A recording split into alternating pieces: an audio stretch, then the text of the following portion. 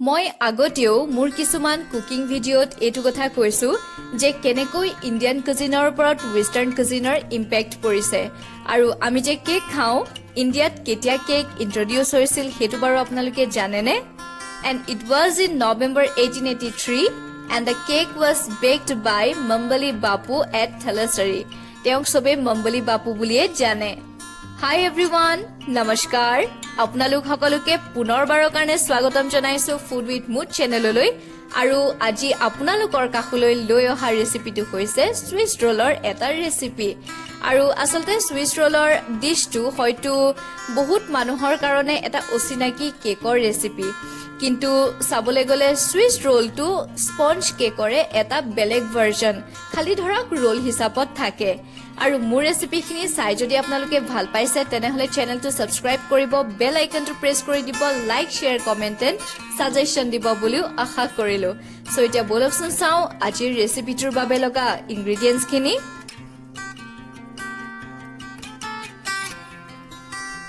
মই অলৰেডি কৈছো যে সুইচ ৰোলটো আসলতে স্পঞ্জ কেকৰে এটা ভাৰ্জন হয় সো আমি প্ৰথমতে এটা স্পঞ্জ কেক বনাই লব লাগিব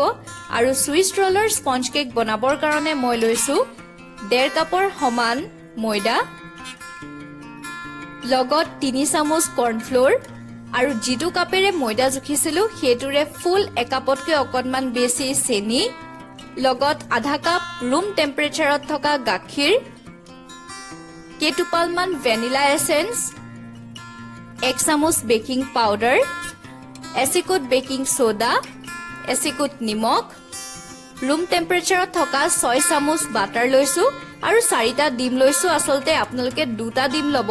মাৰ্কেটত পোৱা ষ্টেণ্ডাৰ্ড সাইজৰ মই লোৱা ডিম কেটা ষ্টেণ্ডাৰ্ড সাইজতকে সৰু লগত 1 চামুচ ভিনেগাৰ 4 চামুচ কোকো পাউডাৰ আৰু 2 চামুচ কফি লৈছো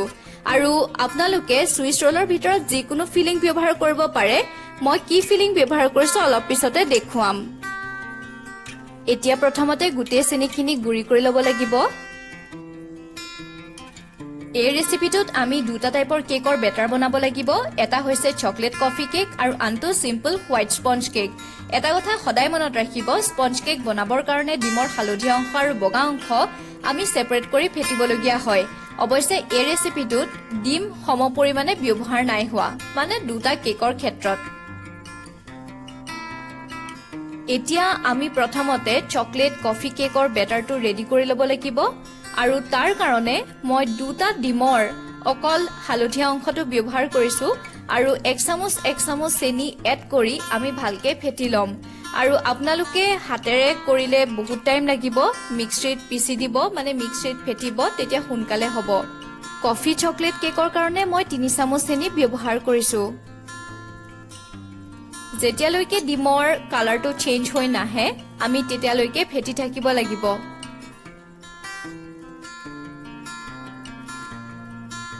আৰু এতিয়া আমি কেটুপালমান ভ্যানিলা এসেন্স এড কৰি দিম লগত মই 1.5 চামুচ বাটাৰ এড কৰি দিছো ৰুম টেম্পাৰেচাৰত থকা হ'ব লাগিব বাটাৰ আকৌ কৈছো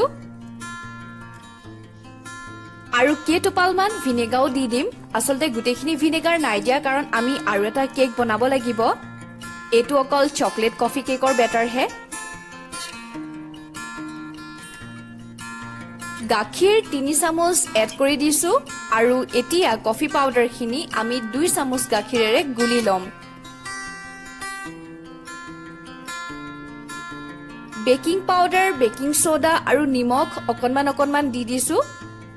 আৰু কফি খিনিও এড কৰি দিম এতিয়া লগত আৰু বাকি ড্ৰাই ইনগ্ৰেডিয়েন্টস আমাৰ যিমানখিনি আছিল সেইখিনি ভালকে চালি লৈ আমি হাতেৰে ফেটিব লাগিব এতিয়া কেকটো কাৰণ ড্ৰাই ইনগ্ৰেডিয়েন্টস কেকত পৰাৰ পিছত বেছি যদি মেচিনেৰে ফেটা হয় তেতিয়া যিখিনি এয়াৰ বাবলস ক্ৰিয়েট হয় সেইখিনি নাইকিয়া হৈ যায় মানে আলটিমেটলি কেকটো আপোনাৰ কমকে ফুলিব বা বেছি সফট নহব এতিয়া মই এখন বেকিং ট্ৰে ভালকে এলুমিনিয়াম ফয়েলৰে কভাৰ দি লৈছো আৰু কেনেকৈ কভাৰ দিছো হেতু ক্লিপটো চাই ভালকে মন কৰি লব আপোনালোকৰ যদি এলুমিনিয়াম ফয়েল নাথাকে তেনেহলে পাৰ্চমেন্ট পেপাৰ বা বাটাৰ পেপাৰ ব্যৱহাৰ কৰিব পাৰে মোৰ ওচৰত আজি বাটাৰ পেপাৰ এভেইলেবল নাছিল সো মই এলুমিনিয়াম ফয়েলৰে কাম চলাইছো আৰু আপোনালোকক এটা কথা কওঁ এই ৰেচিপিটোত বেক কৰিবৰ কাৰণে আমাক এখন ফ্লেট বেকিং ট্ৰে দৰকাৰ যিখন চাৰিচুকীয়া হ'ব লাগিব আৰু যদি আপোনালোকৰ ওচৰত এভেইলেবল নাথাকে তেনেহলে ঘৰত নৰমেলি যিটো পাত্ৰত বেক কৰে সেইটো পাত্ৰ ললেও হ'ব খালি পাত্ৰটো চাৰিচুকীয়া হ'ব লাগিব খালি নৰমেলি কেক বেক কৰা বেকিং ট্ৰে বিলাক সৰু হয় আৰু তেতিয়া আপোনালোকৰ সুইচ ৰোলৰ ফোলটো সৰু হ'ব মানে বেছিবাৰ আপোনালোকে ৰোল কৰিব নোৱাৰে এটা সৰু সুইচ ৰোলহে পাব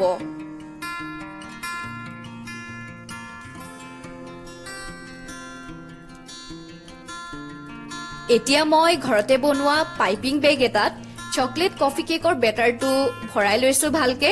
আসলতে আজি যে মই চেকবোৰ্ড প্যাটাৰ্নটো দেখাব খুজিছো কেকৰ ওপৰত সেই প্যাটাৰ্নটো দিবৰ কাৰণে পাইপিং বেগৰ দৰকাৰ কিন্তু এনেকুৱা কিছুমান প্যাটাৰ্ন আছে য'ত পাইপিং বেগ ব্যৱহাৰ নকৰাকে আমি দিব পাৰো ধৰক চামুচ এখন ব্যৱহাৰ কৰিলে বা নিজৰ হাতেৰেও আমি দিব পাৰো এতিয়া ভালকে সিল কৰি লৈছো আৰু এইখিনিতে মই আপোনালোকক কিছুমান ইম্পৰ্টেন্ট পইণ্ট ক'ব খুজিছো যদি এই ৰেচিপিটোত আপোনালোকে প্যাটাৰ্ন দিব খুজে মানে সিম্পল কেওটো ৰাখিব পাৰে কাৰণ এটো এটা স্পঞ্জ কেকৰ ভাৰ্জন সো খাবলৈ এনেও টেস্টি কিন্তু যদি প্যাটাৰ্ন দিব খুজে তেনেহলে এলুমিনিয়াম ফয়েল বা বাটাৰ পেপাৰ লাগিবই হেতু হল প্ৰথম কথা দ্বিতীয়তে যদি আপোনালোকে প্যাটাৰ্ন দিব খুজে তেনেহলে ট্ৰেখন মানে বেকিং ট্ৰেখন তেলেৰে গ্ৰীজ নকৰিব নৰমেলি তো আমি তেলেৰে গ্ৰীজ কৰোৱে কিন্তু প্যাটাৰ্ন দিব খুজিলে তেলেৰে গ্ৰীজ নকৰিব যদি তেলেৰে গ্ৰীজ কৰে তেনেহলে আপোনাৰ প্যাটাৰ্নটো আপোনাৰ কেকৰ গাত ভালকে লাগি নধৰিব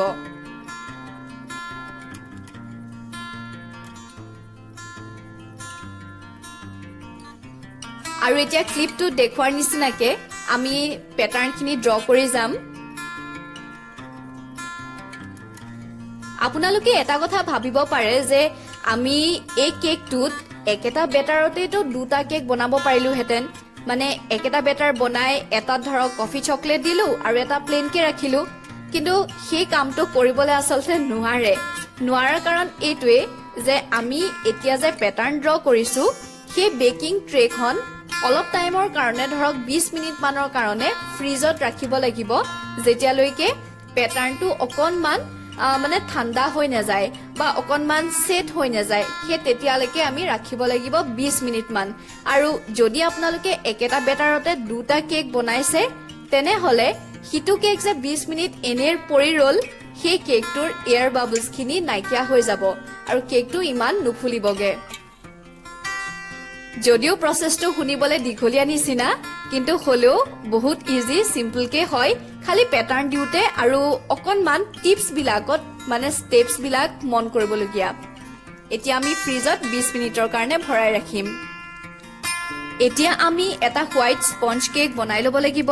তাৰ কাৰণে এগ হোৱাইট খিনিৰ লগত অকনমান ভিনেগাৰ অকনমান নহয় যিখিনি বাকি আছিল সেই গুটেখিনি ভিনেগাৰ আৰু এক চামুচ চেনি এড কৰি ভালকে ফেটি লৈছো যেতিয়ালৈকে ষ্টিফ পিক ফৰ্ম নহয় ষ্টিফ পিক মানে আপোনালোকে যোনটো পাত্ৰত ফেটিছে সেই পাত্ৰটো যদি উভুটাই দিওতেও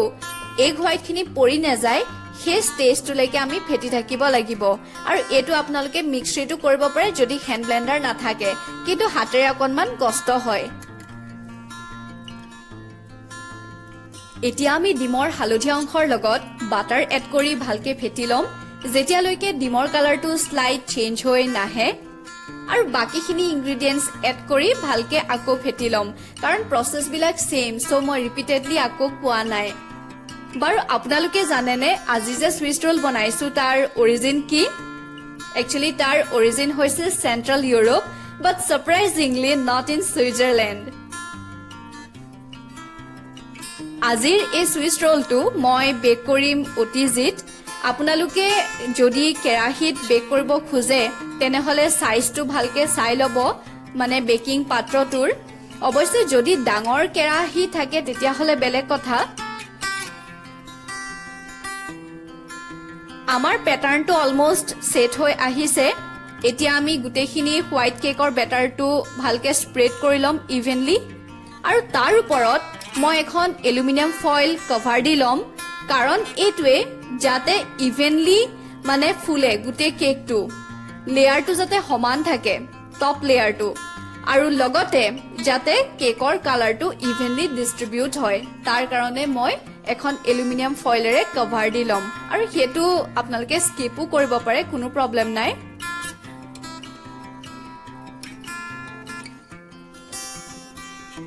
আৰু এতিয়া আমি কেকটো বেক কৰিবৰ কাৰণে প্ৰিহিটটো কৰিবই লাগিব 180 ডিগ্ৰীত 5-10 মিনিটৰ কাৰণে কিন্তু বেক কৰিম আমি 160 to 170 ডিগ্ৰীৰ ভিতৰতহে আৰু তাকো 15 মিনিটৰ কাৰণে বা 20 মিনিট মই আজি ফ্ৰষ্টিংৰ কাৰণে হুইপ ক্ৰীম ব্যৱহাৰ কৰিছো ৰিচ ব্ৰেণ্ডৰ আৰু তাত মই 2 চামুচ কফি পাউডাৰ আৰু 3 চামুচ চকলেট ড্ৰিংকিং পাউডাৰ ব্যৱহাৰ কৰিছো চেনি ব্যৱহাৰ নাই কৰা কাৰণ মই বেছি মিঠা হলে বেয়া পাওঁ আপোনালোকে যদি হুইপ ক্ৰীম ব্যৱহাৰ কৰিব নোখোজে তেনেহলে ফ্ৰষ্টিং হিচাপে কাষ্টাৰ্ডো ব্যৱহাৰ কৰিব পাৰে তাত কোনো কথা নাই আৰু আজিৰ আমাৰ কেক বেছটো ৰেডি হৈ গৈছে মোৰ এই বেছটো ৰেডি হ'বৰ কাৰণে 18 মিনিটছ লাগিছে কাৰণ মই OTGত বেক কৰিছো OTGত অকনমান বেছি টাইম লাগে কম্পেয়াৰ টু মাইক্ৰৱেভত 12 পৰা 15 মিনিটৰ ভিতৰত হৈ যাব আৰু আমি আজি ৰেচিপিটোৰ আটাইতকৈ ক্ৰুচিয়েল পইণ্টলৈ আগবাঢ়ি আহিছো বিশ্বাস কৰক এই ৰেচিপিটোৰ আটাইতকৈ টান পাৰ্টটো হৈছে কেকটো ফোল্ড কৰাটো ৰোল কৰাটো সেইটো আটাইতকৈ টান কাম মানে ফাৰ্ষ্ট টাইম কৰিলে আপোনালোকৰ হাত কপি যাব লাহে লাহে তো অভ্যাস হ'বই বাৰু কথাটো কি হ'ল আমি গোটেই প্ৰচেছটো গৰমে গৰমে কৰিব লাগিব না বেছি গৰম না কুহুমীয়া গৰম তাৰ মাজৰ ষ্টেজটো এনেকে ক'লে আপোনালোক অকণমান কনফিউজ হ'ব ধৰি লওক কেকটো আপোনালোকে ডাইৰেক্ট বেক কৰি আনিছে বেক কৰাৰ পিছৰ 40 সেকেন্ড আপোনালোকে ফেনৰ তলত ৰাখিব লগালগ যিটো টেম্পাৰেচাৰলে কমে সেই টেম্পাৰেচাৰতে আপোনালোকে ফোল্ড কৰিব লাগিব আৰু সেই টেম্পাৰেচাৰটো কিন্তু কুহুমীয়া গৰম নহয় আটাইতকৈ বেছি গৰম আৰু কুহুমীয়া গৰমৰ মাজৰ ষ্টেজটো ফেনৰ তলত মাত্ৰ 40 সেকেন্ড ৰাখিব টেম্পাৰেচাৰটো নৰ্মেললৈ আহি যাব আৰু তাৰ পিছত একবাৰ আমি ফোল্ড কৰি প্ৰায় 2 মিনিট মান এনে ৰাখি থম ফ্ৰিজত নহয় এনে ৰাখি থম কাৰণ ইয়াৰ ভিতৰত আমি ফিলিং খিনি ব্যৱহাৰ কৰিম যদি ফ্ৰিজত ৰাখিব খোজে তেনেহলে 30 সেকেন্ড ফ্ৰিজত ৰাখিব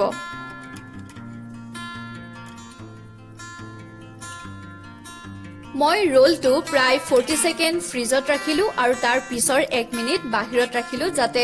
টেম্পাৰেচাৰটো অকনমান ঠাণ্ডা হৈ যায় আপোনালোকে চাগে ভাবিছে মই ইমান 40 সেকেন্ড বা মিনিটে প্ৰতি কথাটো কিয় কৈছো এই কাৰণে চাবলৈ ক'লে সুইচ ৰোলৰ ৰেচিপিটো ইমান টান নহয় স্পঞ্জ কেক হে টান ক'ত লাগে য'ত আমি বেকিং কৰিম কিমান ডিগ্ৰীত বা কিমান টাইম ক'ত ৰাখিম বা কিমান গৰমত আমি ফোল্ড কৰিব লাগিব সেই কথাবোৰ অকনমান বেছি কমপ্লিকেটেড নিচিনা লাগে একো কমপ্লিকেটেড নহয় আপোনালোকে নিজে যেতিয়া কৰিব তেতিয়া ভালকে মন দিব আৰু 1 মিনিটৰ পিছত 1 মিনিট বাহিৰত থোৱাৰ পিছত মই এতিয়া ফ্ৰষ্টিং কৰিবলৈ লৈছো এটা কথা কওঁ এই ষ্টেজটো এতিয়াও কুহুমীয়া গৰমে হৈ আছে একেবাৰে ঠাণ্ডা হৈ যোৱা নাই আমি এবাৰ ফাইনেলি ভালকে ফোল্ড কৰাৰ পিছত ফ্ৰিজত থম 3 ঘণ্টামান যদি আপোনালোকে ডিপ ফ্ৰিজত ৰাখিব খুজিছে তেনেহলে 30 মিনিটছ বা 40 মিনিটছত কাম হৈ যাব আপোনাৰ